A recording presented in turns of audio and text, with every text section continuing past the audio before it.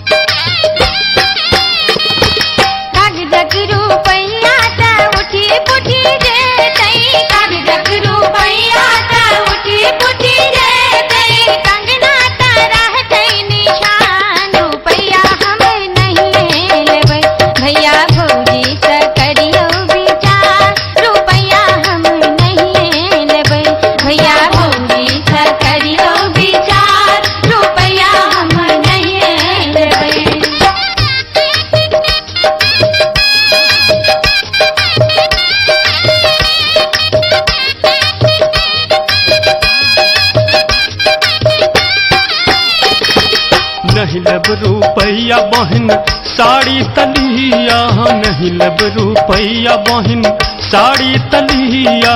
भैया के राखू अहाँ मान, साड़ी अहाँ ले लिया, ई साड़ी अहाँ ले लिया, ई साड़ी अहाँ ले लिया, ई साड़ी अहाँ ले लिया।